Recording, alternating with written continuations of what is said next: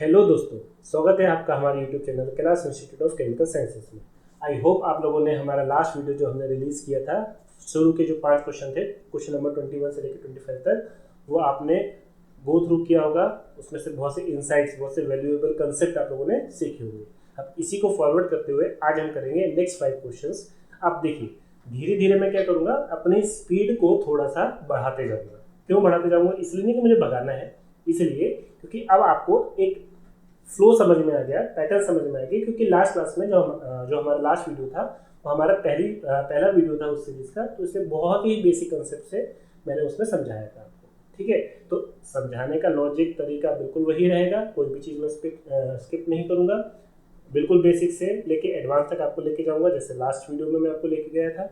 लेकिन अब आपको थोड़ा सा, क्योंकि अब आप थोड़ा सा धीरे धीरे फ्लो में आने लगोगे, तो आप खुद देखोगे कि ये जो टाइम होगा वो हमारा धीरे धीरे करके क्या होगा, रिड्यूस होगा। तो अगर आप खुद सोचो कि अगर आपने नहीं भी पढ़ा है, मतलब आपने कोई प्रिपरेशन नहीं भी है, तो भी पुरानी वीडियो से एटलीस्ट कुछ लर्निंग आप लेके गए होंगे, है ना। आई होप इतना तो मैं आपसे उम्मीद कर सकता हूँ। ठीक है, अगर आपने मान लीजिए पढ़ा है, अगर आपके कंसेप्ट ऑलरेडी रिवाइज है या आपने थ्योरी पढ़ी है, तो आप आसानी से हमारे लास्ट वीडियो को क्या कर सकते हो, कनेक्ट कर सकते हो। तो आप खुद एनालाइज कर सकते हो कि आप अभी किस स्टेज पे हो, कितना इंप्रूवमेंट और कितना इम्प्रोवाइजेशन की आपको और रिक्वायरमेंट है। धीरे धीरे करके जैसे ये सीरीज हमारी कंप्लीट होगी, जैसे जैसे ही हम पूरा ही पेपर डिस्कस कर लेंगे, तब आप इस पोजीशन में होंगे। इवन अगर आपने लेट्स से बिल्कुल भी नहीं पढ़ा है, तो भी ये कॉन्फिडेंस लेके जाओगे कि हाँ, अगर मैं पढ़ के एग्जाम दूंगा तो मैं अपना JRF या नेट क्वालिफाई कर सकता हूँ। ये कॉन्फिडेंस अगर आपको आ गया, तो ये मेरा सीरीज बनाने का जो कंसेप्ट है वो मेरा सक्सेसफुल हो जाएगा। ठीक है, आइए इसी को हम आगे लेके चलते हैं। नेक्स्ट क्वेश्चन 26 से लेके 30 तक, आइए चलिए।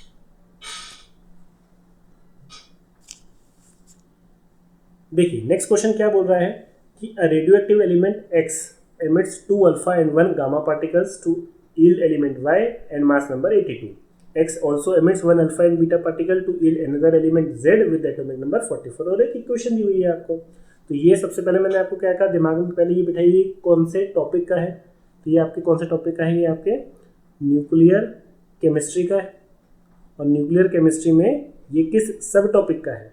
तो बेसिकली ये रेडियो एक्टिव सीरीज का है, या इसे आप कह सकते हो, बेसिकली इसको हम एक नाम देते हैं mass and charge balance. Mass and charge balance का सिंपल क्वेश्चन है, जो एक न्यूक्लियर रिएक्शन से रिलेटेड होता है। अभी क्या होता है, ध्यान से सुनिए। देखिए, नॉर्मल जो रिएक्शंस होती है उसमें आप क्या करते हो, ठीक है, उसमें आप एटम कंजर्व कराते हो। जैसे कि फॉर एग्जांपल, बहुत बेसिक सा एग्जांपल, N2 प्लस 3H2 आपको पता है क्या देता है, 2NH3। तो आप देख सकते हो जितने एटम्स हमारे रिएक्टेंट साइड में हैं, उतने ही एटम्स हमारे क्या होंगे, प्रोडक्ट साइड में। देख लीजिए, नाइट्रोजन के कितने एटम है, 2 रिएक्टेंट में। प्रोडक्ट में भी नाइट्रोजन के कितने एटम है, 2। हाइड्रोजन टोटल कितने हैं, 3 2 6। और यहाँ पर भी 3 2 कितने टोटल, 6। तो आपको तो पता है कि अगर एक केमिकल रिएक्शन 100% कंप्लीट हो रही है, तो जितने एटम्स हैं हमारे रिएक्टेंट में, वही पूरे के पूरे जो भी रीअरेंजमेंट होगा, जो भी रिएक्शन होगी, इन्हीं के बीच में होगी। और ये रिएक्टेंट आपस में कन्वर्ट होकर क्या बनाएंगे, प्रोडक्ट बनाएंगे। तो नॉर्मल केमिकल रिएक्शंस में क्या होता है, एटम कंजर्वेशन का प्रिंसिपल होता है, principle of atom conservation, POAC का कंसेप्ट है ना। ये चीज़ें हमने अपने ऑफलाइन लेक्चर्स में डिटेल में पढ़ाई है। लेकिन न्यूक्लियर रिएक्शन में क्या होता है, तो न्यूक्लियर रिएक्शन में क्या होता है, न्यूक्लियस डिसइंटीग्रेट करता है। और न्यूक्लियस के अंदर क्या होते हैं, protons, and the proton is directly related to the atomic number of a species. जैसे अगर मैं आपसे पूछूं कि किसी भी एलिमेंट की आइडेंटिटी किससे होती है, उसके प्रोटॉन के नंबर से। जैसे फॉर एग्जांपल, सोडियम का एटॉमिक नंबर कितना है, 11। इसका मतलब क्या हुआ कि इस सोडियम के अंदर कितने प्रोटॉन्स होंगे, 11 प्रोटॉन्स होंगे। और क्योंकि ये न्यूट्रल है तो चार्ज बैलेंस होगा, तो 11 प्रोटॉन्स होंगे, तो इसको बैलेंस करने के लिए 11 इलेक्ट्रॉन्स भी होंगे। क्योंकि प्रोटॉन्स क्या होते हैं, पॉजिटिवली चार्ज, और इलेक्ट्रॉन्स होते हैं नेगेटिवली चार्ज।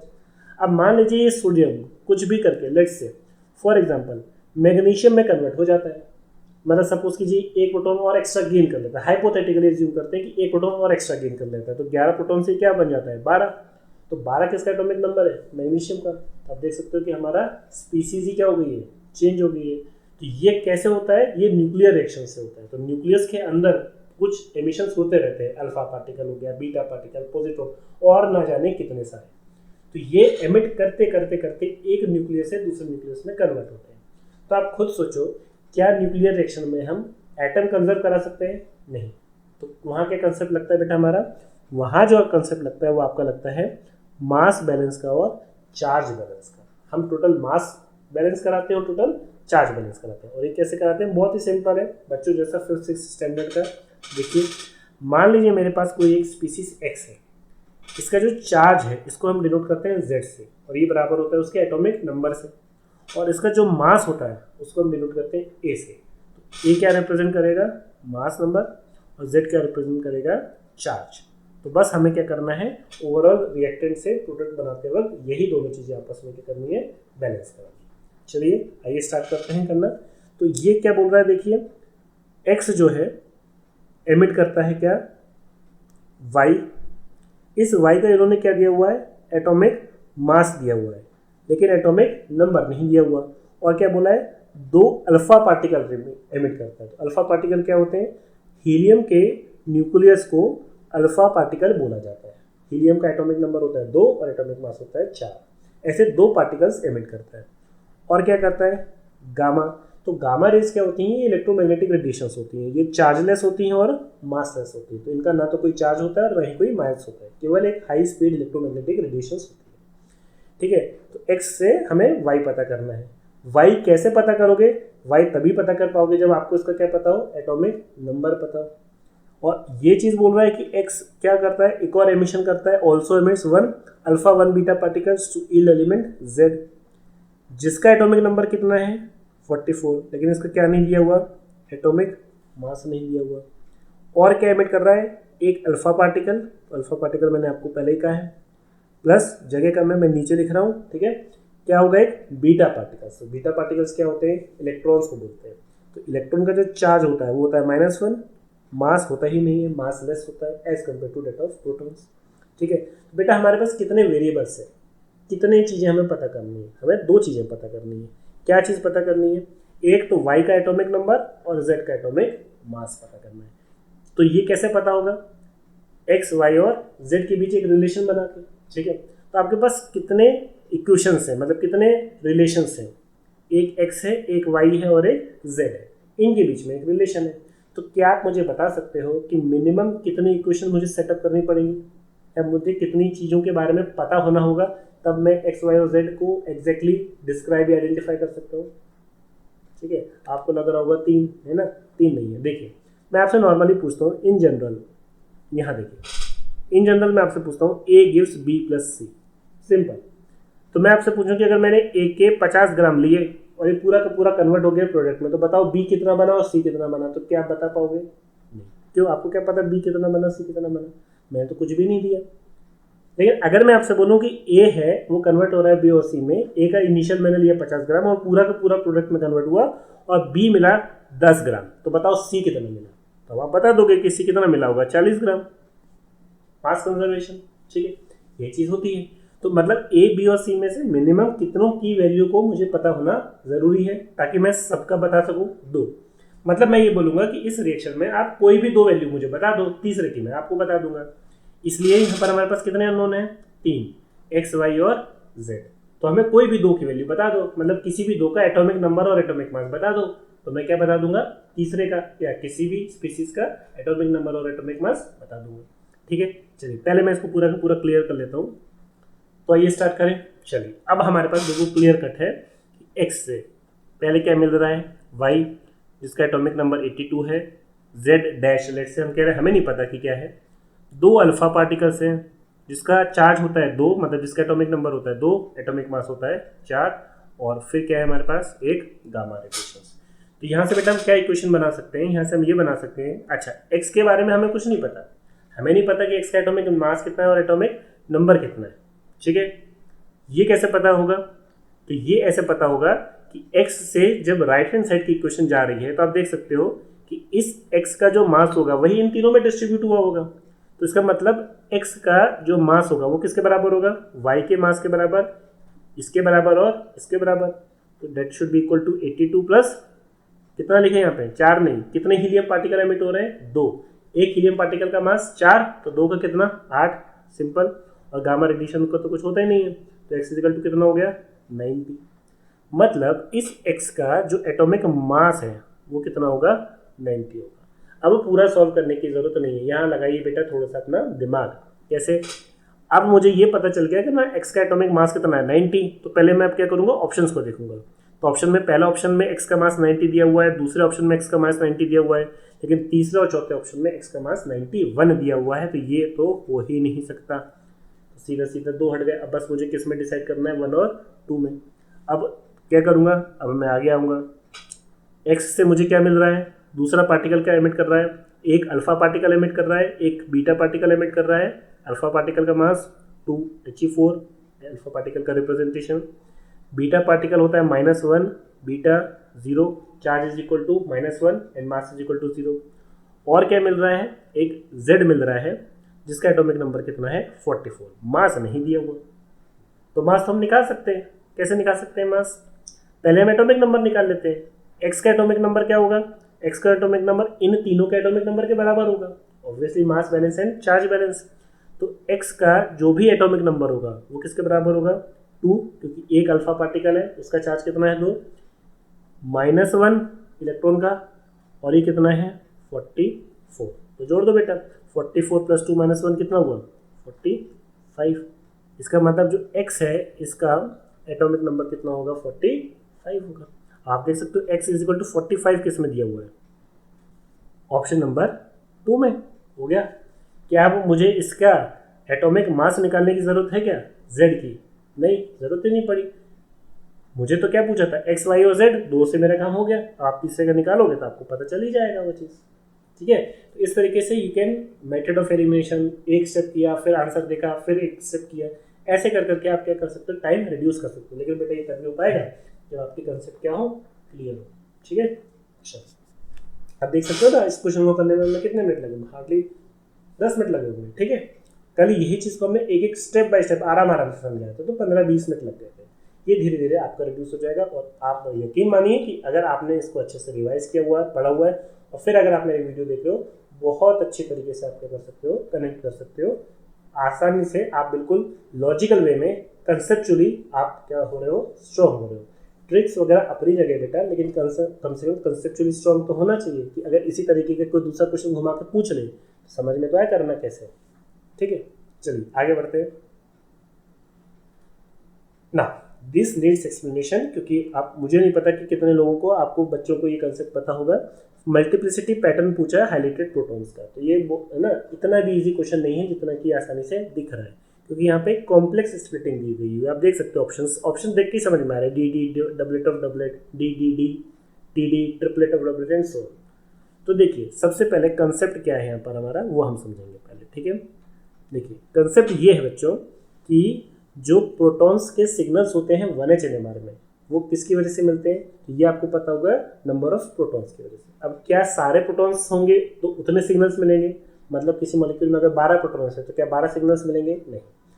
ये सिग्नल्स मिलते हैं नंबर ऑफ डिस्टिंक्ट प्रोटॉन्स की वजह से। डिस्टिंक्ट मतलब क्या होता है, पहले मैं लिख देता हूँ, the number of signals in 1H NMR is equal to the number of distinct protons. Distinct protons का मतलब होता है non equivalent protons. Non equivalent protons, non equivalent protons का मतलब होता है ऐसे प्रोटॉन्स जो सेम नहीं होने चाहिए। अब यहाँ पे क्या होता है ना, देखो एक होता है नॉर्मल बच्चा और एक होता है आपके जैसा एक स्मार्ट बच्चा। नॉर्मल बच्चे को मतलब पता होगा कि अच्छा नॉन इक्विवेलेंट है, मतलब ऐसे प्रोटॉन्स जो सेम नहीं है। लेकिन बहुत से बच्चे जो ये गलती कर लेते हैं, जो नॉर्मल बच्चे ये गलती कर लेता है कि सिंपल प्रोटॉन्स को तो डिफ्रेंशिएट कर पाता है, लेकिन जब चीज़ें थोड़ी सी कॉम्प्लेक्स होती हैं तो वहाँ पर क्या हो जाता है, वो थोड़ा सा कंफ्यूज हो जाता है। नॉन इक्विवेलेंट प्रोटॉन 2 प्रकार के होते हैं बेटा। एक होता है chemically non equivalent. Chemically non equivalent का मतलब होता है जिसका केमिकल एनवायरनमेंट डिफरेंट हो, और एक होता है magnetically non equivalent. Magnetically non, ये क्या होता है मैग्नेटिकली नॉन एनवायरनमेंट, बोलने में फ्लिपिंग हो रही है। ठीक है, मैग्नेटिकली नॉन इक्विवेलेंट का मतलब क्या होता है, मैग्नेटिकली नॉन इक्विवेलेंट का मतलब होता है जिसका ज्योमेट्रिक एनवायरनमेंट डिफरेंट हो। Very very important concept. तो number of NMR signals will depend on non equivalent. अब नॉन इक्विवेलेंट का मतलब केमिकली भी अलग होने चाहिए और ज्योमेट्रिकली भी अलग होने चाहिए। ठीक है, ज्योमेट्री क्या होती है, लेंथ ब्रेड्थ हाइट, है ना, जो नॉर्मल आप पढ़ते हो यही कहीं भी अगर ज्योमेट्री में अंतर है और केमिकल कंपोजिशन में भी अंतर है तब जाके हम उस प्रोटॉन्स को क्या कहेंगे, नॉन इक्विवेलेंट प्रोटॉन्स। अगर कोई एक ऐसा प्रोटॉन मिल जाए आपको जो केमिकली तो सेम दिख रहा है लेकिन मैग्नेटिकली डिफरेंट, ज्योमेट्रिकली अलग है, तो वो भी नॉन इक्विवेलेंट होगा। अगर हम क्या करते हैं जल्दबाजी में हमको देखते हैं अच्छा दोनों का केमिकल एनवायरनमेंट सेम है, हम बोल देते हैं इन दोनों के क्या मिलेंगे, एक सिग्नल्स मिलेंगे। इसको पहले थोड़ा सा ना एग्जाम्पल से समझ लेते हैं, तब जाके आप इस क्वेश्चन को अच्छे से कर पाओगे। जैसे मैं आपसे पूछूं एसीटोन का एग्जाम्पल, CH3CO CH3, तो क्या ये दोनों मिथाइल्स के जो प्रोटॉन्स है ये आइडेंटिकल है कि डिफरेंट है? तो आप क्या बोलोगे, बिल्कुल आइडेंटिकल है। क्यों? दोनों का केमिकल एनवायरनमेंट क्या है, सेम। तो आप क्या बोलोगे, दे आर सेम केमिकली, ठीक है, और ज्योमेट्रिकली भी सेम है। क्यों? लेंथ ब्रेथ हाइट दोनों की बिल्कुल सिमेट्रिकल है, तो इसका मतलब दे आर केमिकली भी सेम, दे आर ज्योमेट्रिकली भी सेम। तो क्या इन दो मिथाइल्स के प्रोटॉन्स के दो अलग अलग सिग्नल्स मिलेंगे कि दोनों का एक ही सिग्नल मिलेगा? तो क्योंकि ये सेम है केमिकली भी और ज्योमेट्रिकली भी, तो इन दोनों के हमें क्या मिलेंगे, केवल एक सिग्नल मिलेगा। समझ में आ गया ये आपके? ठीक है। अब लेकिन मैं आपसे पूछता CH3COOCH3, क्या ये दो मिथाइल के प्रोटॉन्स सेम है? अभी भी है दो ही मिथाइल्स, लेकिन क्या ये दोनों मिथाइल सेम एनवायरनमेंट में? नहीं। ये जो अब मिथाइल है आपका, ये जुड़ा है एस्टर के कार्बन से और ये मिथाइल जुड़ा है एस्टर के ऑक्सीजन से, तो दोनों का केमिकल एनवायरनमेंट अलग हो गया, दोनों की इलेक्ट्रोनेगेटिविटी में डिफरेंस आ गया, दोनों के केमिकल बिहेवियर में अंतर आ गया। तो ये दो मिथाइल्स के प्रोटॉन्स क्या हो गए, डिफरेंट हो गए। तो यहाँ कितने सिग्नल्स मिलेंगे, एक सिग्नल मिलेगा कि दो सिग्नल्स मिलेंगे? तो यहाँ पे हमें 1HNMR में दो सिग्नल्स मिलेंगे। तो क्या बोलोगे, यहाँ पे केमिकली डिफरेंट है। तो जब केमिकली डिफरेंट आ गया तो ज्योमेट्रिकली डिफरेंट देखने की जरूरत नहीं है, हमें तो बस ये देखना है कि कहीं ना कहीं डिफरेंस आना चाहिए। ज्योमेट्रिकली डिफरेंट कब देखोगे, जब केमिकली सेम आ जाए। तो फिर एक बार चेक करना पड़ेगा कि कहीं ऐसा तो नहीं कि केमिकली सेम आ रहा है, हो सकता है ज्योमेट्रिकली डिफरेंट हो, लेकिन अगर केमिकली ही डिफरेंट है तो नॉन इक्विवेलेंट होंगे ही होंगे। ठीक है, तो बेटा रब कर दूँ उसको मैं, ना थोड़ी सी जगह की हमारे पास यहाँ पे कॉन्स्टेंट है, इसलिए मेरे को यहाँ पे रब करना पड़ रहा है। ठीक है, ताकि मैं भी आपको दिखता रहूँ, स्क्रीन भी दिखती रहे और जो लिखा है वो भी दिखता रहे आपको। ठीक है, चलिए अब समझ में आ गया केमिकली डिफरेंट और chemically non different, non equivalent. अब देखिए इसके बारे में क्या कहोगे आप, इनके बारे में क्या ख्याल है आपका, इन दो प्रोटॉन्स के बारे में अगर मैं आपसे पूछूं, तो ये दो प्रोटॉन्स को आप देखोगे तो केमिकल एनवायरनमेंट तो क्या दिख रहा है, सेम। दोनों की कनेक्टिविटी क्या है, सेम। दोनों जुड़े हैं इस कार्बन से और ये कार्बन जुड़ा है CH3COH से, तो दोनों के लिए केमिकल एनवायरनमेंट क्या है बेटे मेरा, सेम। बट यहाँ पे थोड़ा सा आपको ये चेक करना पड़ेगा कि सेम अगर केमिकल एनवायरनमेंट आ गया तो क्या मैग्नेटिक एनवायरनमेंट या ज्योमेट्रिकल एनवायरनमेंट भी सेम है कि नहीं, तो कैसे चेक करोगे? तो ज्योमेट्री तो क्लियरली मुझे दिख रही है, दोनों का डिस्टेंस, दोनों का सब कुछ क्या दिख रहा है, बराबर। लेकिन एक चीज़ यहाँ पर, एक चीज़ ये होती है कि इन दो प्रोटॉन्स को हम कहते हैं एनेंशियोटोपिक प्रोटॉन। एनेंशियोटोपिक का मतलब क्या होता है, एनेंशियोटोपिक का मतलब ये होता है कि अगर मैं इस प्रोटॉन को हटा के ड्यूटेरियम से मान लो रिप्लेस कर देता हूँ, तो ये मेरा कार्बन जो है वो क्या बन जाएगा, मेरा कायरल कार्बन बन जाएगा, क्योंकि अब इस कार्बन से लगे चार ग्रुप डिफरेंट हो गए। और कायरल कार्बन ऑप्टिकली क्या होता है, एक्टिव होता है। ठीक है, अगर कायरल कार्बन ऑप्टिकली एक्टिव होगा तो इसका मतलब इसके दो आइसोमर मिलेंगे, एक डेक्स्ट्रो रोटेटरी और एक लीवो रोटेटरी। और ये आपको पता होना चाहिए कि एक कायरल कार्बन के अलोंग केवल दो ही कॉन्फ़िगरेशन पॉसिबल है और वो दोनों एक दूसरे की क्या कहलाते हैं, मिरर इमेज। और ऐसे स्टीरियो आइसोमर जो एक दूसरे की मिरर इमेज कहलाते हैं वो कहलाते हैं एनेंशियोमर्स। तो आप खुद बताओ, अगर ये दोनों एक दूसरे की एग्जैक्ट मिरर इमेज हैं, परछाई हैं बिल्कुल एक दूसरे की, तो सेम हुए कि डिफरेंट हुए, सेम हुए। उसका मतलब केमिकली भी सेम आ रहा है और ज्योमेट्रिकली भी क्या आ रहा है, सेम आ रहा है, कोई अंतर नहीं। आप सोचो आप और आपकी परछाई में कोई अंतर होगा क्या, जो आप हो वैसी आपकी क्या है, परछाई है। इसका मतलब ये दोनों प्रोटॉन्स भी मेरे लिए क्या हो जाएंगे, ये दोनों प्रोटॉन्स मेरे लिए क्या हो जाएंगे, इक्विवेलेंट हो जाएंगे। ठीक है बेटा, चलिए एक और एग्जांपल थोड़ा समझते हैं उसको। अब बताइएगा CH3CH और एक मॉलिक्यूल और लेट से ये COOH। जस्ट एक हाइपोथेटिकल एग्जांपल मैंने आपको लेके बताया। बताइए जरा, क्या ये दो प्रोटॉन जो मैंने सर्कल करे हैं सेम है कि डिफरेंट है? तो पहले चेक कर लेते हैं इनका केमिकल एनवायरनमेंट। तो केमिकल एनवायरनमेंट तो मुझे क्या दिख रहा है, सेम केमिकल एनवायरनमेंट। क्यों, दोनों की कनेक्टिविटी जिस कार्बन से है उसी से सारे ग्रुप जुड़े हुए हैं, तो chemically they are same, but what about geometrically? तो आप देखो क्या होगा, ये वाला कार्बन जो है, ये वाला कार्बन, ये क्या है, मेरा कायरल कार्बन है। तो मान लेते हैं अगर ये कायरल कार्बन है तो इसका एक कुछ कॉन्फ़िगरेशन होगा, या तो ये R होगा या तो ये S होगा। लेट्स अज्यूम हाइपोथेटिकली कि इसका कॉन्फ़िगरेशन क्या है, R। आप निकाल लेना R है वो S, मैं उस पर अभी नहीं जा रहा, पर मान लेते हैं कि इसका कॉन्फ़िगरेशन क्या है, R। अब ये वाला कार्बन क्या कायरल कार्बन है? नहीं।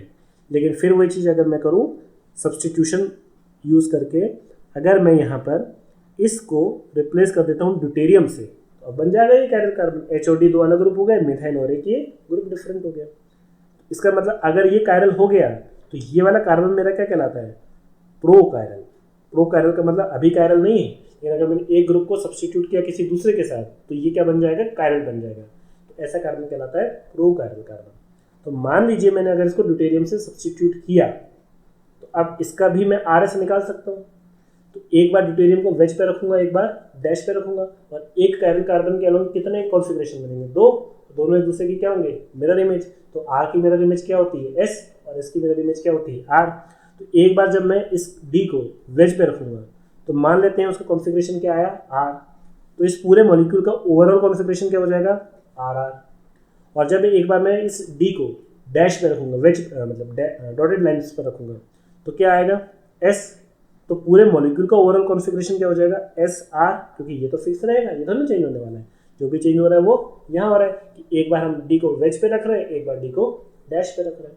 तो अब आप मुझे ये रिलेशनशिप बता सकते हो इन दोनों के बीच में क्या है। R की मिरर इमेज S होती है, लेकिन R ही है यहाँ पर, तो क्या ये दोनों एक दूसरे की मिरर इमेज है, नहीं।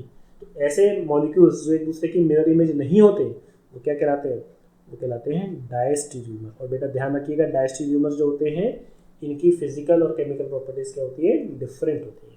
तो इनका ज्योमेट्रिकल एनवायरनमेंट भी क्या होता है, डिफरेंट होता है। They are in different geometrical, magnetically different हो गई है ना। तो आप मुझे बताओ, जब मैं इनका 1H NMR लूंगा, इसका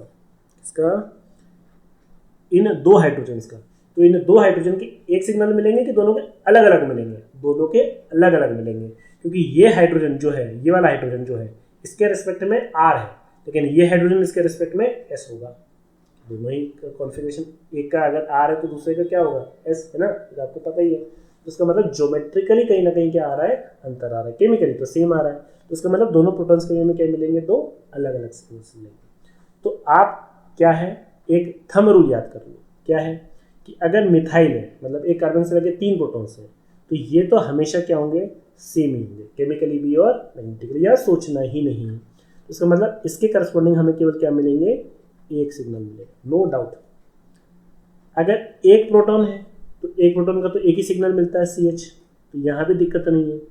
दिक्कत कहाँ होगी, जब कार्बन के साथ क्या ग्रुप जुड़े हों, 2 CH2 जुड़े हों। जब कार्बन के साथ 2 हाइड्रोजन जुड़े हों तो सोचना पड़ेगा कि दोनों हाइड्रोजन के एक सिग्नल मिलेगा कि दोनों हाइड्रोजन के 2 सिग्नल मिलेंगे।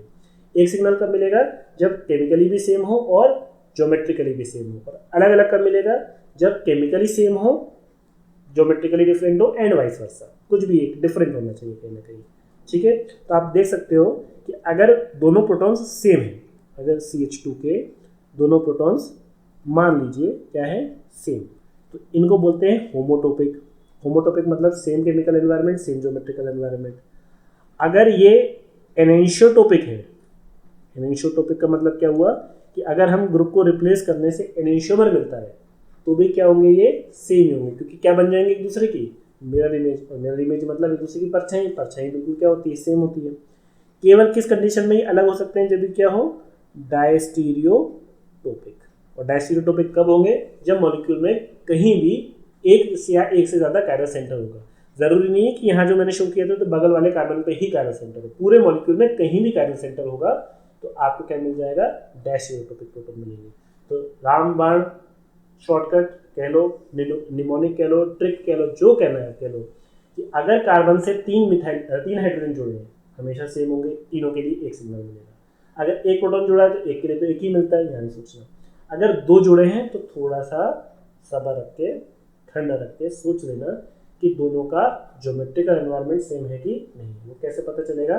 तभी पता चलेगा जब वो दोनों प्रोटॉन्स क्या हो, डैश स्टीरियोटोपिक हो, या आपको क्लियरली दोनों के उसमें ज्योमेट्री में अंतर दिख रहा हो। जैसे कि फॉर एग्जांपल मैं अगर आपसे बोलूँ, जैसे ये कार्बन कार्बन का डबल बॉन्ड, ये हाइड्रोजन, मेरे को थोड़ा सा रब करना पड़ेगा, मैं इस पूरे को हटा रहा हूँ। ठीक ठीक ठीक ठीक ठीक ठीक ठीक ठीक ठीक, ये हट गए, ये हट गए, ये थोड़ी सी जगह चाहिए यहाँ पे मुझे बताने के लिए, ठीक है।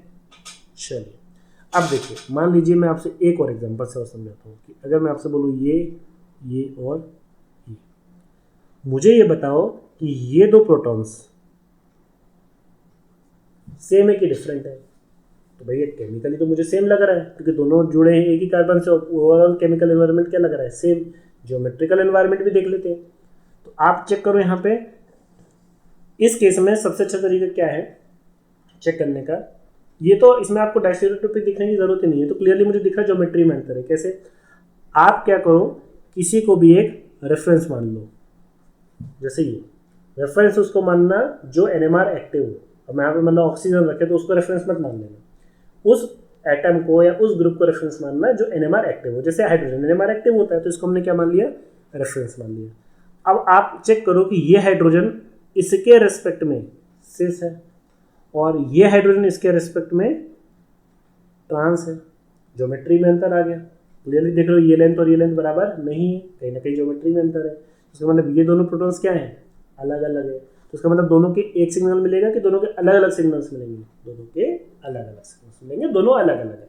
यही मतलब होता है ज्योमेट्रिकली डिफरेंट का, नॉन इक्विवेलेंट का। ठीक, चलो अब हम आ जाते हैं हमारे मेन क्वेश्चन को। अब आप देखो, इतना कंसेप्ट अगर आपको पता चल गया तो अब आप आसानी से क्या कर सकते हो, इस प्रॉब्लम को सॉल्व कर सकते हो। ठीक, चलिए आ जाते हैं अब हम ओरिजिनल हमारे क्वेश्चन पे आ जाते हैं। देखिए क्या है, मल्टीप्लिसिटी पैटर्न पूछा है, क्या होगा हाईलाइटेड प्रोटॉन्स का। तो number of multiplicity patterns is govern by n+1 rule, where n is the number of non equivalent protons, है ना। इतना पूरा डिस्कशन हमने किया ही इसलिए था ताकि आपको ये कंसेप्ट समझ में आ जाए कि नॉन इक्विवेलेंट क्या होते हैं। नॉन इक्विवेलेंट मतलब केमिकली भी डिफरेंट होने चाहिए और मैग्नेटिकली या ज्योमेट्रिकली भी डिफरेंट होने चाहिए। ठीक है भाई, चलिए पहले वाले में चेक करते हैं। तो पहला वाला थोड़ा सा मैं इसको जूम कर रहा हूँ, है ना। अब इसका चलिए पहला वाला चेक कर लेते हैं बेटा। तो पहला वाला चेक करिए। तो इस प्रोटॉन्स के लिए आप देख सकते हो यहाँ पर दो प्रोटॉन्स हैं। तो जब भी दो प्रोटॉन्स हो तो बी केयरफुल, ये चेक करना है कि ये दोनों सेम है कि डिफरेंट है। तो अब आप इन दोनों प्रोटॉन्स को अगर चेक करना है तो मुझे क्या करना पड़ेगा? तीसरे प्रोटॉन्स की मदद लेनी पड़ेगी। तो ये वाला आप देख सकते हो, इसको मैं अगर ग्रीन कलर से करूँ, ये वाला कार्बन कायरल कार्बन है। इस कार्बन से जुड़ा H PH दो अलग, CO ग्रुप अलग और नीचे वाला ग्रुप अलग। तो इसका मतलब ये क्या है? Chiral carbon. अगर कायरल कार्बन दिख गया और दो प्रोटॉन्स ऐसे दिख गए तो इसका मतलब ये दोनों प्रोटॉन्स क्या हो जाएंगे मेरे? डायस्टीरियोटोपिक। आप एक एक करके ग्रुप को रिप्लेस करो, आपको दो डायस्टीरियोमर्स मिलेंगे। दोनों के कॉन्फ़िगरेशन अलग अलग मिलेंगे, इसका कॉन्फ़िगरेशन फिक्स रहेगा, एक RS और एक SR एंड वाइस वर्सा। अभी हमने डिस्कस किया था इन डिटेल में। तो इसका मतलब इन दोनों के एक सिग्नल मिलेगा कि इन दोनों के अलग अलग सिग्नल मिलेंगे? इन दोनों के अलग अलग सिग्नल्स मिलेंगे। मल्टीप्लिसिटी पूछिए ऊपर वाले की, ना कि नीचे वाले की। ठीक है, तो आपको थोड़ा सा बेटा केयरफुल रहना पड़ेगा यहाँ पे। ये इस H का जो सिग्नल है, इस H की वजह से कितने में स्प्लिट होगा? दो में, क्योंकि एक प्रोटॉन है, n+1 1+1 2, तो इसके लिए क्या मिलेगा? डबलेट। और इसका जो सिग्नल है फर्दर इस प्रोटॉन की वजह से कितने में स्प्लिट होगा? दो में, क्योंकि ये भी एक ही है, 1+1 2। तो यू विल गेट अ क्या? डबलेट ऑफ डबलेट, मतलब you will get a total of 4 lines like this. आपको मिलेगा डबलेट ऑफ डबलेट मिलेगा। मतलब पहले एक लाइन, पहले ये प्रोटॉन्स इस प्रोटॉन की वजह से, चलिए मैं हाईलाइट करके बता देता हूँ, इस प्रोटॉन की वजह से इसमें स्प्लिट होगा डबलेट में, और ये डबलेट फर्दर इस प्रोटॉन की वजह से कितने में स्प्लिट होगा? डबलेट में, क्योंकि दोनों एक ही हैं तो इसलिए 1+1 रूल लगेगा, n+1 रूल लगेगा, डबलेट ऑफ डबलेट मिलेगा। ठीक है, तो चलिए मैंने आपको क्या तरीका बताया था कि एक बार जब निकाल लो फिर ऑप्शंस को देखो। तो इसका मतलब फर्स्ट वाले के लिए you will get a doublet of doublet. ठीक है भाई, तो डबलेट ऑफ डबलेट ऑप्शन 1 में है, डबलेट ऑफ डबलेट ऑप्शन 2 में है, 3 में है ही नहीं, cut cut cut cut cut हो गया। ठीक है, केवल क्या बचा? 1 और 2। देखो है ना, एक ही करा और आपका आंसर आ गया।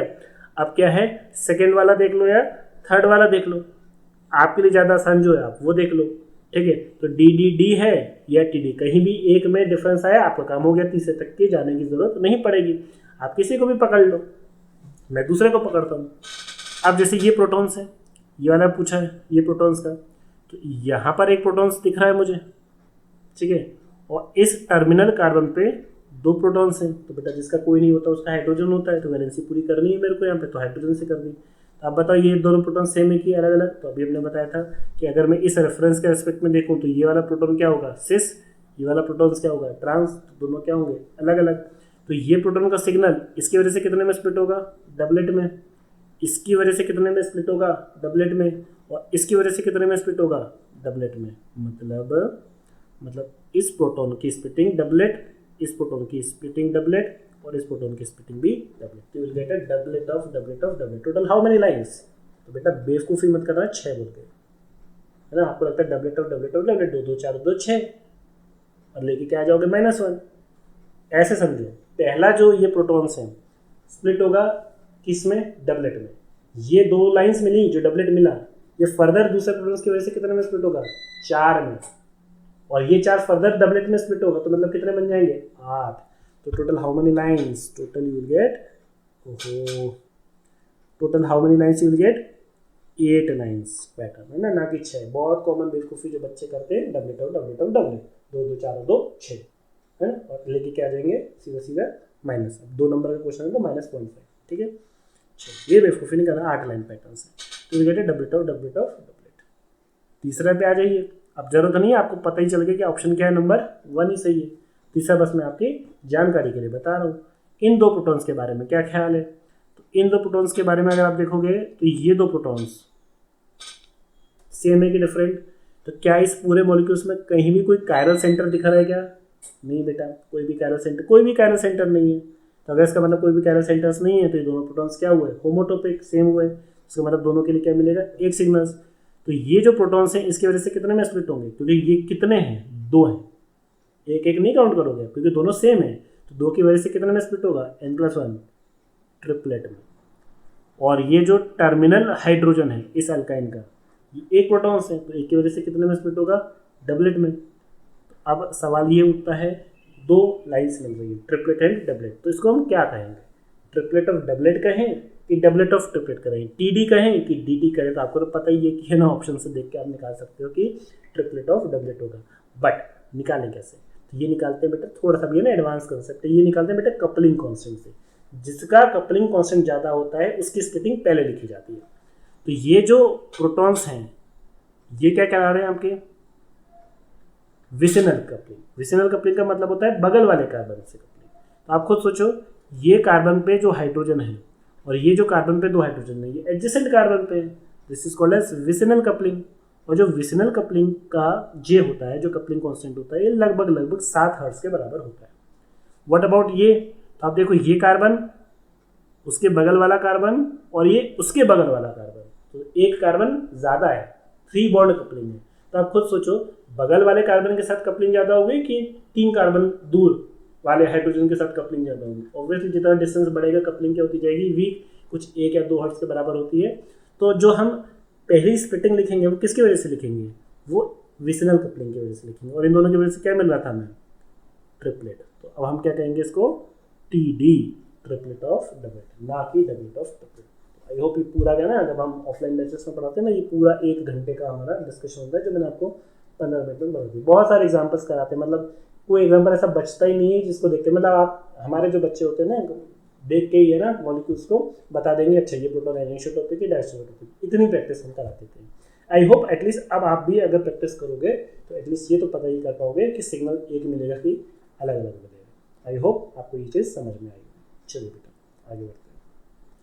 नेक्स्ट सवाल ज्योमेट्री पूछिए बेटा, HgI3 की और SnCl3 माइनस के रिस्पेक्टिवली। तो बेटा ये थोड़ा सा है ना क्या कंट्रोवर्शियल क्वेश्चन भी है ना, स्टार बना देता हूँ मैं, क्योंकि जब ज्योमेट्री पूछिए ना तो 2 तरीके की ज्योमेट्री होती है। एक होती है इलेक्ट्रॉन ज्योमेट्री जो इलेक्ट्रॉनिक अरेंजमेंट पे डिपेंड करती है, और एक होती है मॉलिक्यूलर ज्योमेट्री जिसमें हम number of electron pair, lone pair, सबका ओवरऑल कॉन्ट्रीब्यूशन देख के उसकी ज्योमेट्री डिसाइड करते हैं।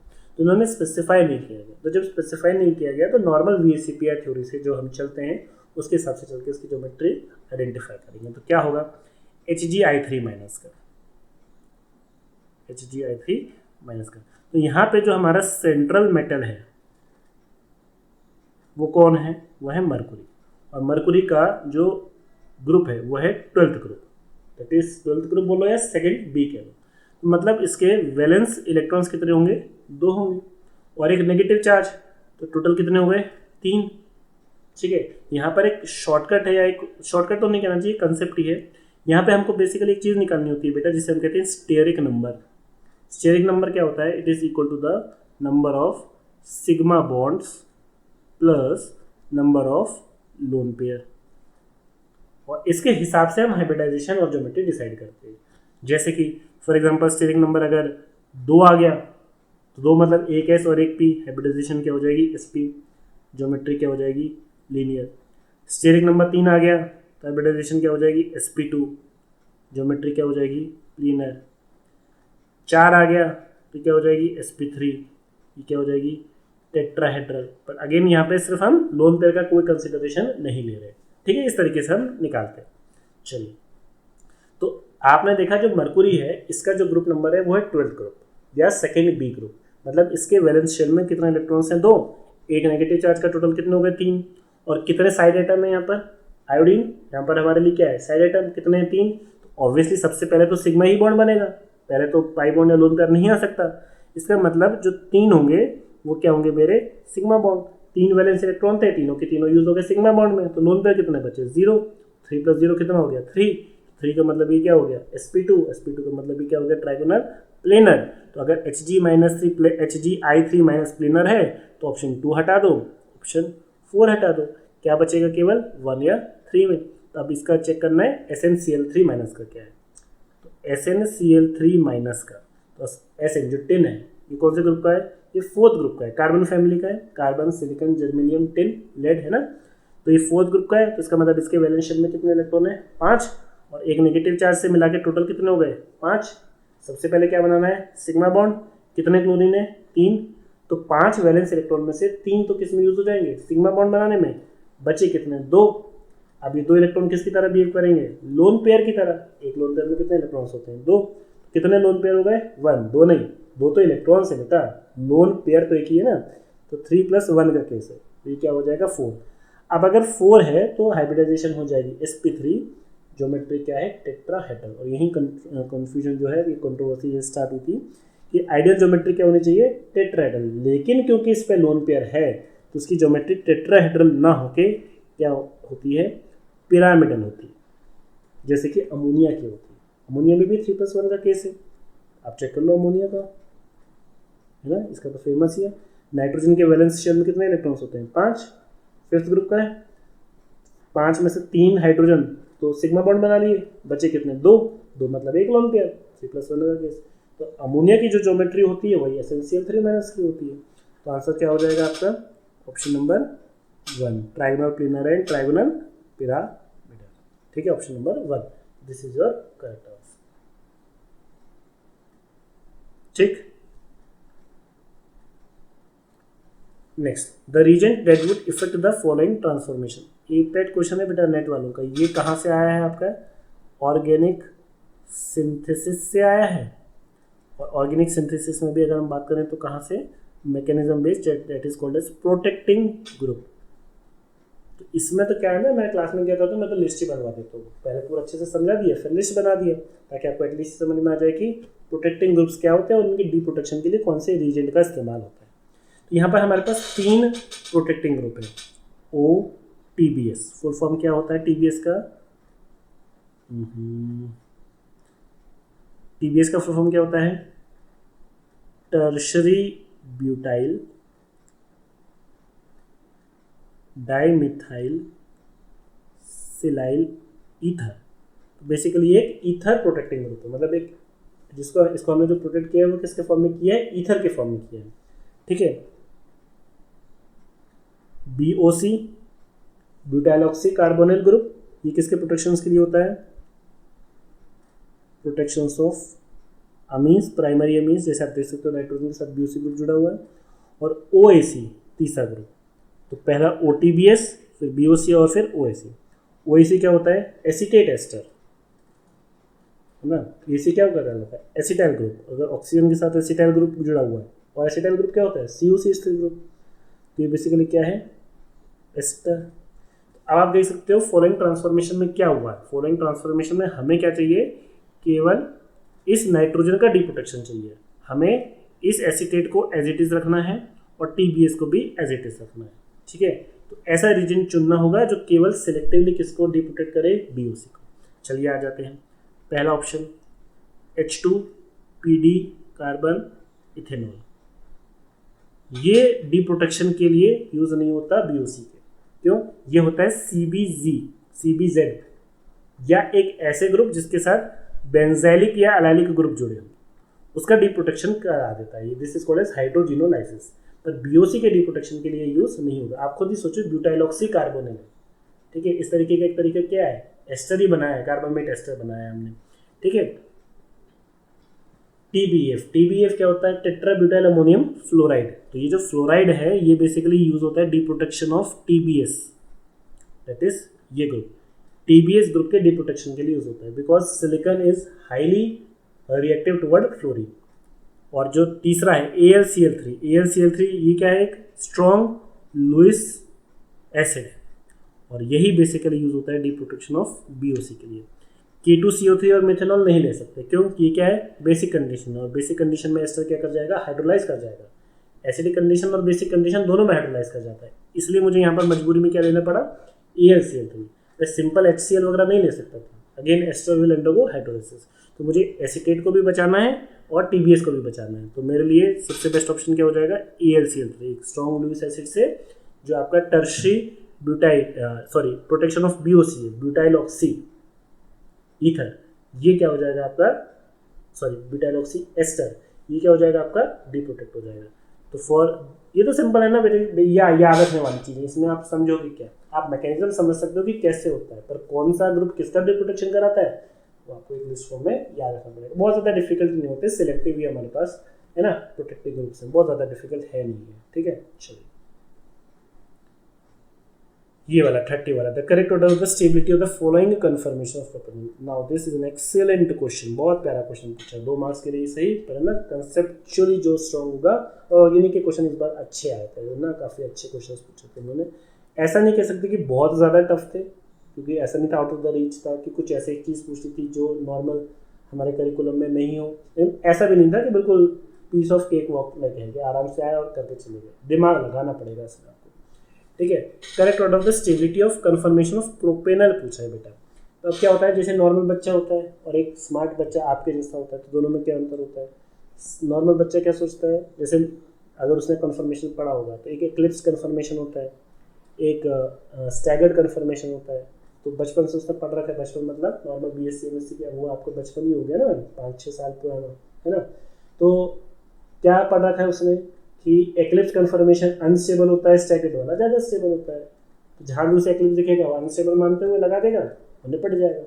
लेकिन जो स्मार्ट बच्चा है वो क्या समझेगा कि अच्छा किसी भी कन्फर्मेशन की जो स्टेबिलिटी होती है वो डिसाइड कैसे होती है, क्या इस रूल से डिसाइड होती है कि एक्लिप्स वाला अनस्टेबल होता है और स्टैगर्ड वाला होता है। अगर मैं आपसे पूछूं क्यों एक्लिप्स अनस्टेबल होता है, क्यों स्टैगर्ड स्टेबल होता है, तो क्या रीजन दोगे। तो all the stability of the conformations lies in their energy distribution. जिस कन्फर्मेशन की ओवरऑल एनर्जी कम होगी वो ज़्यादा स्टेबल होगा। अब वो चाहे एक्लिप्स हो, चाहे स्टैगर्ड हो, चाहे गॉच हो, चाहे स्क्यू हो, चाहे कुछ भी हो, हमें क्या चेक करनी है, किस कन्फर्मेशन की ओवरऑल एनर्जी कम है। तो चलिए चेक करते हैं। पहले अब अगर मैं इसका फर्स्ट वाले का ए का न्यूमैन प्रोजेक्शन बनाऊँ तो देखिए न्यूमैन प्रोजेक्शन कैसे बनेगा। तो आप यहाँ देख सकते हो, यहाँ पर ये मिथाइल और ये कार्बोनिल सिन है, पेरीप्लेनर है। सिन पेरीप्लेनर मतलब एक ही प्लेन में आमने सामने, मतलब ये कैसा इंटरेक्शन हो गया बेटा, आपका एक्लिप्स इंटरेक्शन हो गया, ठीक है। मैं एक सर्कल ड्रॉ कर रहा हूँ। इसमें क्या होता है, जो फ्रंट कार्बन होता है उसको हम डॉट से रिप्रेजेंट करते हैं, और जनरली जो कार्बोनिल ग्रुप होते हैं इसको हमेशा बाय डिफॉल्ट हम किससे शो करते हैं, किससे शो करते हैं, फ्रंट कार्बन से, और बिल्कुल एक दूसरे के अपोजिट शो करेंगे। C डबल बॉन्ड हो और उसके जस्ट 180 डिग्री पर आपको H बनाना होगा, ये स्टैंडर्ड नॉर्म से बनाने के लिए, ठीक है, क्योंकि एक sp2 है। अब ये मिथाइल को जो बना रहा हूँ मैंने, क्या बना रहा हूँ, दोनों सेम प्लेन में दिख रहे हैं, मिथाइल और जो कार्बोनिल कार्बन है दोनों सेम प्लेन में। सेम प्लेन का होने का मतलब ये दोनों बिल्कुल क्या है, आमने सामने। आप बोलोगे सर आपने तो आमने सामने बनाया नहीं, तो बेटा अगर मैं जस्ट इसके पीछे बना दूँ तो स्क्रीन तोड़नी पड़ जाएगी, ये तो तोड़ूंगा नहीं मैं। तो क्या होगा, थोड़ा सा ऑफसेट करके बनाते हैं, है ना। बाकी आप इसको देख सकते हो। आप देखो सबसे पहचानने का तरीका पता है क्या बेटा, सबसे अच्छा तरीका, इसको मैं हटा देता हूँ, इसको पहचानने का सबसे अच्छा तरीका, हमेशा यहाँ पर आपको क्या होगा, एक वाई बनता हुआ दिखेगा। ये वाई टाइप की आकृति दिख रही है आपको, थोड़ा सा इसको अगर आप घुमा दो ऐसे तो ये क्या बन जाएगा, सीधा वाई। तो बस आपको क्या करना है, इधर एक सीधा वाई बनाना है। ओहो, ठीक, इधर एक सीधा वाई बनाना है। सीधा वाई कैसे बनाओगे, एक मिथाइल मैंने ऐसे बना दी, जैसे इसके पीछे थोड़ा सा ऑफसेट करके, और एक एच ऐसे और एक एच ऐसे। ये कन्फर्मेशन कहलाता है बेटा एक्लिप्स्ड कन्फर्मेशन। तो पहले मैं कन्फर्मेशन बना लेता हूँ, फिर स्टेबिलिटी डिसाइड कर लेंगे। दूसरे वाले का तो पहले तो मेरे को क्या करना है, फ्रंट कार्बन पे CO और H ग्रुप बनाने। अच्छा, ये बी वाले का अगर आप देखोगे, अब यहाँ पर क्या दिख रहा है, यहाँ पर क्लियरली मेरे को ये ग्रुप और ये ग्रुप एक दूसरे के क्या कर रहे हैं, डायगोनली अपोजिट दिख रहे हैं। इसे कहते हैं एंटी पेरिप्लिनर। एक ही प्लेन में एक ग्रुप ऊपर है और दूसरा ग्रुप नीचे। तो इसको कैसे शो करूँगा, तो इसको जो शो करूँगा वो मैं ऐसे शो करूँगा।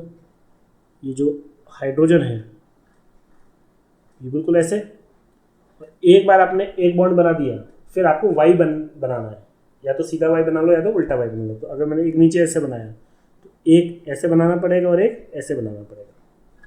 यूजुअली 120 डिग्री के डिस्टेंस पर होते हैं। तो ये हो गया ए, ये हो गया आपका बी, और इसी तरीके से आप क्या बना लीजिए बेटा, सी। तो चलो सी भी बना लेते हैं, कौन बड़ी बात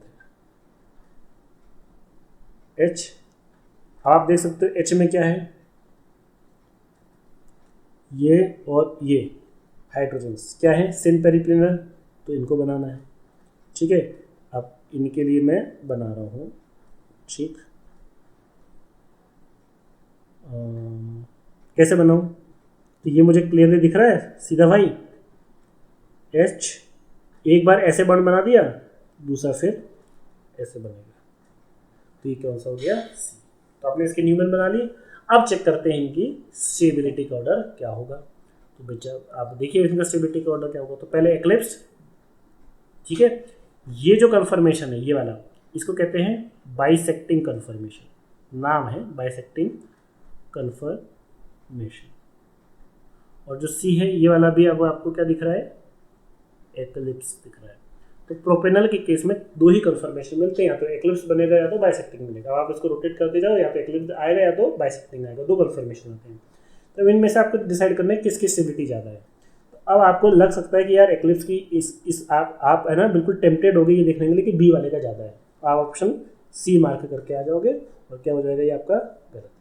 ध्यान से समझो, यहाँ पे जो ए ऑप्शन है ना, पहला वाला ए, ये कन्फर्मेशन तीनों में से सबसे ज़्यादा स्टेबल है। क्यों ज़्यादा स्टेबल है, क्योंकि बेसिकली आप थोड़ा सा इसको अगर मॉलिक्यूलर लेवल पे ले जाके मैं आपको समझाऊं, तो ये जो कार्बोनिल है ये क्या है बेटा, ये sp2 हाइब्रिडाइज्ड। sp2 हाइब्रिडाइज्ड का मतलब ये क्या हो जाएगा आपका, प्लेनर होगा। प्लेनर मतलब ये मेरे प्लेन में है। तो प्लेन में मिथाइल ऊपर हो, नीचे हो, आजू हो, बाजू, कोई फर्क नहीं पड़ता, कि ये कार्बोनिल तो प्लेन में है। तो ये मिथाइल अगर इसके सामने भी आ गया तो रहेगा तो प्लेन के ऊपर या प्लेन के नीचे। तो प्लेनर मॉलिक्यूल में थोड़ा सा फ्लेक्सिबिलिटी ये होती है कि अगर हम मिथाइल इथाइल ग्रुप जैसे होते हैं तो ये ग्रुप क्या करता है, ये टॉलरेट कर देता है। हाँ, मिथाइल इथाइल अगर टर्शियरी ब्यूटाइल बड़ा ग्रुप लगा दिया तो ओवरऑल बल्किनेस से क्या हो जाएगा, एक्लिप्सिंग की एनर्जी फिर क्या होगी, थोड़ी सी बढ़ेगी, स्टेबिलिटी घटेगी। पर सिंपल मिथाइल इथाइल के केस में क्या होता है, ये ज़्यादा दिक्कत नहीं करता। मोर ओवर इंपॉर्टेंट चीज़ क्या होती है, अगर मैं आपको ऑर्बिटल्स टर्म्स में ले जाऊँ, अभी मैं आपको मॉलिक्यूलर लेवल पे समझा रहा था कि एक प्लेनर है, तो इसके पीछे वाला जो ग्रुप है मिथाइल, तो क्या फर्क पड़ता है, ये प्लेन के पीछे अगर एक मिथाइल है तो ये मॉलिक्यूल तो प्लेन में है। दिक्कत कब होती है, जब वो प्लेन के बाहर होता है, टेट्राहेड्रल sp3 कार्बन, वहाँ दिक्कत होती है। तो वहाँ एक्लिप्सिंग इंटरेक्शन हाईली क्या होते हैं, डिस्टेबलाइजिंग होते हैं। But for a planar carbonyl ये तो प्लेन में है, अब प्लेन के पीछे मतलब नीचे साइड है मिथाइल, क्या फर्क पड़ता है, नीचे हो या ऊपर हो। ठीक है, तो एक तो ये, तो इस वजह से आपको पता है एक्लिप्सिंग की इतनी ज़्यादा अनस्टेबिलिटी नहीं होगी। मोर ओवर इसकी मैक्सिमम स्टेबिलिटी का कारण क्या है कि अगर मैं कार्बोनिल को ऐसे ड्रॉ करूँ, ठीक है, ये देखिए बेटा, ये सी डबल बॉन्ड हो, इससे जुड़ा ये कार्बन है, ये हाइड्रोजन कुछ ऐसे है ना। तो ये कार्बन, ये C डबल बॉन्ड होगा, तो ये C कार्बन ऑक्सीजन का बॉन्डिंग, तो इसी के जस्ट पास क्या होगा, एंटी बॉन्डिंग। तो ये अगर इसका बॉन्डिंग है तो इसके जस्ट नीचे या जस्ट अपोजिट क्या होगा, इसका एंटी बॉन्डिंग। और ये CH का क्या है, bonding. Now see a very important, इन दोनों की ज्योमेट्री कुछ ऐसी होती है कि इसका बॉन्डिंग और कार्बोनिल का anti bonding, pi star anti bonding, ये क्या करते हैं, आपस में ओवरलैप करते हैं। तो ऑर्बिटल वाइज ये ओवरलैपिंग कैसी है बेटा, ये CH का हाइब्रिडाइजेशन कौन सी है, sp3। ये जो कार्बन हाइड्रोजन जो ये इस मिथाइल का जो हाइड्रोजन है या जो मिथाइल है, इसका हाइब्रिडाइजेशन क्या है, sp3। और ये किसके साथ ओवरलैप कर रहा है, पाई स्टार के साथ, ठीक। तो बेसिकली एक sp3 ऑर्बिटल्स की ओवरलैपिंग पाई स्टार के साथ, या हम कह सकते हैं sigma pi star overlapping, and this is nothing but a special case of hyper conjugation. Hyper conjugation अगर आपने पढ़ा हो तो उसमें क्या होता है, वहाँ पे रेजोनेंस होता है सिग्मा बॉन्ड का, किसके साथ, पाई बॉन्ड के साथ। नॉर्मल रेजोनेंस पाई पाई ओवरलैपिंग का होता है, लेकिन स्पेशल केस हाइपर कॉन्जुगेशन का होता है जिसमें सिग्मा बॉन्ड रेजोनेट करता है किसके साथ, ओवरलैप करता है किसके साथ, पाई बॉन्ड के साथ। तो बेसिकली एक sp3p ऑर्बिटल ओवरलैपिंग है। sp3 थोड़ा सा मैंने यहाँ पे टेक्निकली गलत वर्ड यूज़ कर लिया है, sp3 पाई स्टार नहीं बोलेंगे, या तो आप इसको sp3p ऑर्बिटल ओवरलैपिंग बोल लो, मतलब मिथाइल का sp3 हाइब्रिड ऑर्बिटल और कार्बोनिल का p ऑर्बिटल, क्योंकि वो sp2 है, तो sp2 है तो एक ऐसा दो p मिलके तो sp2 हाइब्रिड ऑर्बिटल बना गए होंगे। एक वैकेंट ऑर्बिटल बचा होगा p ऑर्बिटल, तो वो इसके साथ क्या कर लेगा, ओवरलैप। या sp3 कौन सा बॉन्ड बनाता है, सिग्मा बॉन्ड, और कार्बोनिल का एंटी बॉन्डिंग कौन सा है, पाई स्टार, तो आप इसको बोल सकते हो सिग्मा पाई स्टार ओवरलैपिंग। तो या तो sp3p ऑर्बिटल ओवरलैपिंग बोल लो या तो सिग्मा पाई स्टार बोलो। उस वजह से ये कन्फर्मेशन क्या हो जाता है, ए वाला सबसे ज़्यादा स्टेबल हो जाता है, ठीक है। Due to the hyperconjugation of methyl sigma H protons and the antibonding pi star orbital, this conformation is stable. तो ऑप्शन ए होगा, तो अगर ए होगा तो बी और सी हो नहीं सकता। अब सी और बी में देखना है, बी और सी में चेक कर लो। तो बी और सी में आप देखो कि ये दोनों हाइड्रोजन्स के बीच में क्या है, एक्लिप्सिंग इंटरेक्शंस, और कोई हाइपर कॉन्जुगेशन नहीं है। और सी में आप देखोगे तो ये हाइड्रोजन जो है ये ऑक्सीजन के पेरिप्लेनर है, प्लेन के पीछे है। तो जब मिथाइल कुछ नहीं बिगाड़ पाया कार्बोनिल का, तो हाइड्रोजन क्या बिगाड़ लेगा। तो आप इन दोनों में कंपेयर करके बता सकते हो कौन ज़्यादा स्टेबल होगा।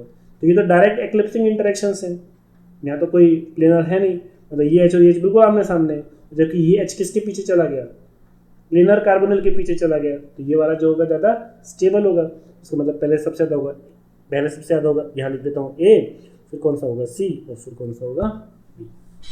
तो ये एक इंपॉर्टेंट कंसेप्ट हमें ये सिखाता है कि जब भी किसी कन्फर्मेशन की स्टेबिलिटी चेक करो तो केवल eclipsing, stagger, anti, gauche, skew ये देख के नहीं करना, ओवरऑल एनर्जी देखना है। स्पेशल केस तो नहीं है रेजोनेंस का, हाइपर कॉन्जुगेशन का, आयन आयन इंटरेक्शंस का, आयन डाइपोल इंटरेक्शंस का, बहुत से केसेस ऐसे हम डिस्कस करते हैं नॉर्मल बैच में, जहाँ पे हम ये सारे केसेस लेते हैं, ठीक है। तो आपको कंसेप्ट समझ में आया क्या है, कंसेप्ट है ओवरलैपिंग या हाइपर कॉन्जुगेशन, और इसको देख के ही आप स्टेबिलिटी डिसाइड कर सकते हैं। मैंने कहा था अच्छे क्वेश्चंस पूछे इस बार, ठीक है। तो ये ऐसे एक वक्त टाइप के सवाल नहीं जो आप किए और चले गए। तो आप देख सकते हो कि ओवरऑल हमें इस बार समय थोड़ा सा करना था, क्योंकि आपको मैंने बहुत डिटेल में समझाया है क्या चीज़, जो इसके पहले मैंने आपको होमोटोपिक डायस्ट्रोल, ये पूरा एक टॉपिक होता है बेटा क्लास 1.5 घंटे का, जो मैंने आपको यहाँ 15-20 मिनट में समझाने की कोशिश की। क्वेश्चन तो सॉल्व में आपको, आप देखो 5 क्वेश्चन है, मैक्सिमम एक क्वेश्चन को सॉल्व करने में 2 मिनट लगेगा। मैं आपको बता दूंगा ये कंसेप्ट यहाँ से लगेगा, जैसे मैं आपको देखिए, जैसे मैं अगर मुझे बताना होता है ये वाला मुझे बताना होता तो मैं आपको बता देता कि भाई ये जो है n+1 रूल के हिसाब से होता है, और ये जो प्रोटॉन्स हैं ये दोनों प्रोटॉन्स डायस्टेरियोटोपिक होंगे, इसलिए इन दोनों की सिग्नल की स्प्लिटिंग अलग अलग होगी, इसकी वजह से डबलेट मिलेगा, इसकी वजह से डबलेट मिलेगा। तो दिमाग में घुसना तो चाहिए कि डायस्टेरियोटोपिक होता कैसे, हम पहचानेंगे कैसे। ये तो चलो ठीक है, अगली बार मॉलिक्यूल बदल के दे दिया तो कैसे पहचानेंगे डायस्टेरियोटोपिक कैसे। अब मैं गारंटी देता हूँ कि आप किसी भी मॉलिक्यूल्स में से होमोटोपिक, एनिसोटोपिक और डायस्टेरियोटोपिक प्रोटॉन्स पहचान सकते हो, ठीक है। अगेन हम यहाँ पर आज वाइंड अप करते हैं इस चीज़ का। आई होप आप लोगों को अच्छे से समझ में आया होगा, आपने वीडियो एंड तक देखा होगा, और नहीं देखा तो प्लीज़ स्टेप स्किप मत कीजिएगा, क्योंकि एक एक चीज़ बहुत इंपॉर्टेंट है, मैं डिटेल में समझा रहा हूँ, ठीक है। चलिए कोई भी डाउट हो, कोई भी चीज़ हो, आप please let me know in the comment section, आप मुझे बता सकते हैं। ठीक है, मिलते हैं अगले वीडियो में जहां हम नेक्स्ट सेट ऑफ क्वेश्चन करेंगे, थोड़ा थोड़ा क्वेश्चन का नंबर हम बढ़ाने की कोशिश करेंगे। ठीक है, चलिए, थैंक यू फॉर वॉचिंग।